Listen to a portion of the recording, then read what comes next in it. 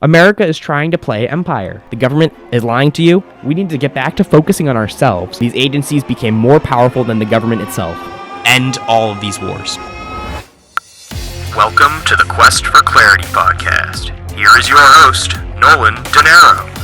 Hey, what's going on, everybody? Welcome back to another episode of the Quest for Clarity podcast. I'm your host, Nolan.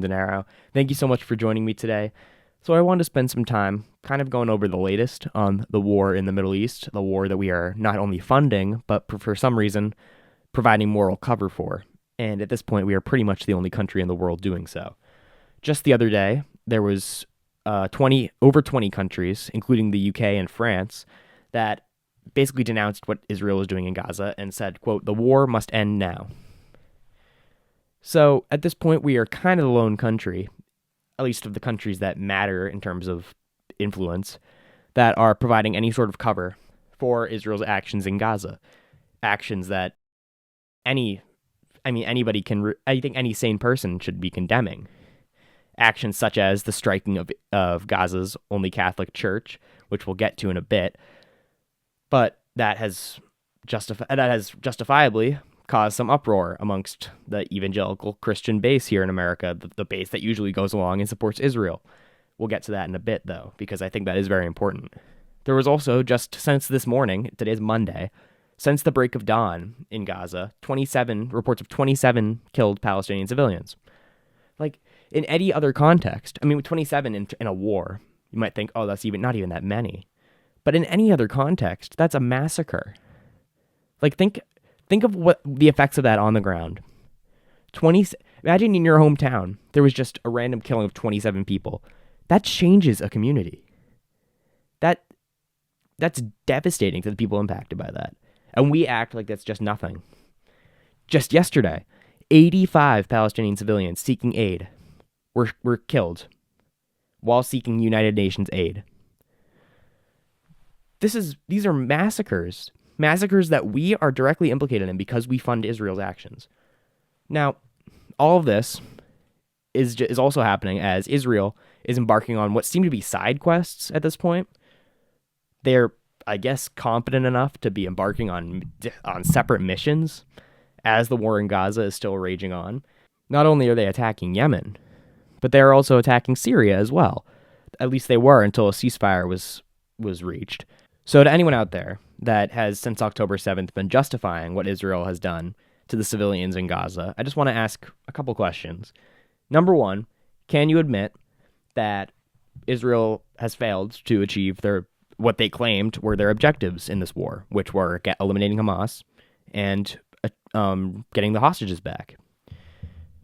When it comes to eliminating Hamas, not only are they not eliminating them, there are many reports out there that people are joining up with Hamas as a result of being radicalized by what Israel's done against the civilians. Imagine your daughter's killed by one of these strikes or while trying to get aid. You might not think it, but you can be pretty radicalized by that. You would be ready to go after whoever did that to you. And number two, when it comes to getting the hostages, and we can see this by the protests going on in Israel right now against the Israeli government, with hostage families speaking out. It's really hard to make the case that Israel has actually tried their hardest to get the hostages back, and that they've made that a real priority, because there's still many hostages that are still in Gaza that may be dead. Who knows? And Israel seems to be more focused on achieving their side missions, like going after Syria, bombing Yemen, attempting what they wanted was regime change in Iran. They did bomb Iran. And this is, of course, why we're seeing so many hostage families speak out against the Israeli government and Netanyahu, because it's obviously not a priority. And all these actions that the Israeli government is taking just happen to fit right into the exact timeline that Israel wanted all along, which was the overthrow of all these governments, which we got Syria at the end of last year. They're trying to drag the U.S. into a regime change war in Iran. It's funny how the timeline from back in 2000, roughly, just happens to line up with the Israeli government's goals to this day. But that's for another day. The more important thing is what's going on right now. So as I said before, we've had people speaking out now against what Israel did by bombing the sole Catholic Church in Gaza. I want to show you this clip real quick of conservative Michael Knowles from the Daily Wire, nonetheless, speaking out against Israel's actions in striking the Catholic Church in Gaza, and it's pretty striking. Let's take a watch. As I've mentioned before, everyone seems to hate the state of Israel these days, mostly coming from the left, but some people on the right have joined. And I've been broadly supportive of the state of Israel, not really as an ideological matter, but as a matter of prudence. And you're losing me. You're losing me. When you strike churches, the only church in Gaza, even if accidentally, but especially if not accidentally, you're losing me. If you're losing Mike Huckabee, the Israeli government is really screwing up, is really not playing its cards right. If Trump, I think the press secretary yesterday said Trump was furious, Trump was angry, not the exact word, but he was quite dismayed to hear about this attack on the church. I agree with the Holy Father. I agree with the Latin Patriarch of Jerusalem, and I agree especially with the Holy Father on most matters. The war needs to come to an end. There need to be political consequences for this action, and the war needs to come to an end. How long is the war going to go on? Now, if you're losing commentators at the Daily Wire, if you're having Catholics and Christians in the United States speak out against Israel in that way, what Israel's doing is very dangerous. Not only for the innocent civilians that they're killing in Gaza by the thousands, but it's very dangerous for Israel itself. The world right now is not in Israel's favor. This whole war has resulted in Israel losing its sway over citizens across the world in different Western countries, the ones that have stood up for Israel through all of its history.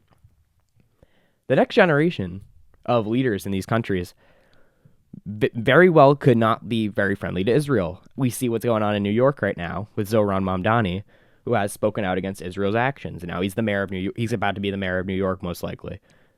So there is energy behind the sense that America specifically should not be funding what many people see as a genocide in Gaza. And that would be correct. We shouldn't be funding it.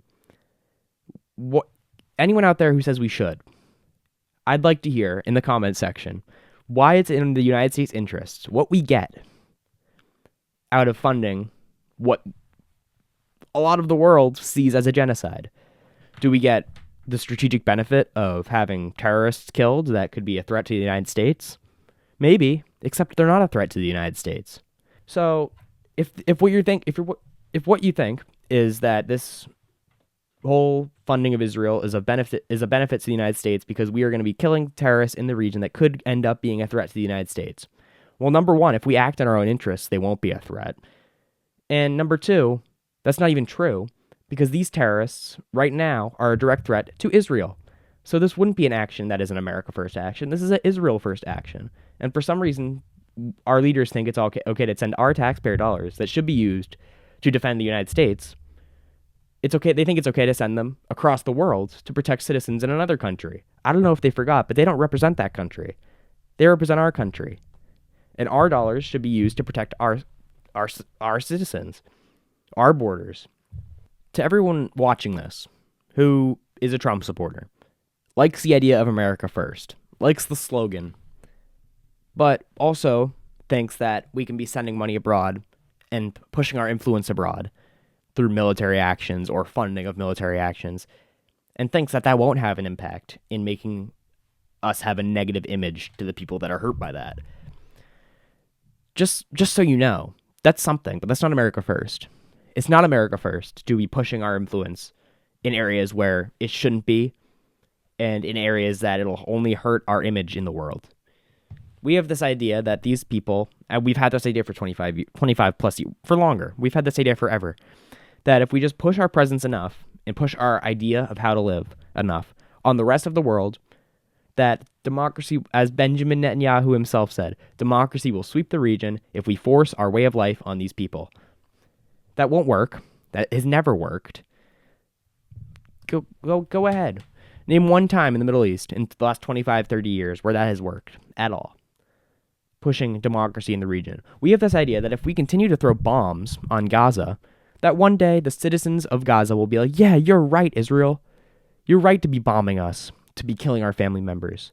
And we should overthrow Hamas as a result of that. I don't understand where this idea comes from, that they're suddenly going to get on the side of the people dropping bombs on them. How long is that going to take? It's been almost 2 years. How long is it going to take until there's that one last bomb that hits a family of 5 in Gaza, and the citizens go, you know what, that's enough. Israel's right. We need to overthrow Hamas because then all of our problems will be gone. Like, I wouldn't be on this. Forget the context of this war. I wouldn't be on the side of the people dropping bombs on me, even if they claimed it was justified in some way. I wouldn't be on that side because my whole family just got wiped out. What am I doing joining up with them? It's just such an unrealistic, ridiculous waste of taxpayer money idea that we should even be embarking on this. And to the Trump administration, what is the end game here? Is the end game that? Or is the end game something a little more inhumane? Like what was mentioned before. What the ideas that have been floated up this whole time of we're going to assist Israel in ethnic cleansing and clearing out the Gaza Strip. Yeah, that's sure going to do us good in terms of our worldwide image. Being the lone country in the world that is providing moral and financial support to an ethnic cleansing campaign. That'll sure do us good on the world stage. All we're doing by embarking on these hostile acts on behalf of Israel is further alienating Israel, number one. This isn't good for Israel. They're being completely alienated from the world stage. They have some of the biggest governments in the world, the UK, France, all in Canada also, all saying that this is unjust and they need to stop. And now they have the US being the lone country just to always veto the resolutions against them in the UN, to be the lone country funding them in their ongoing war against the civilian population in Gaza.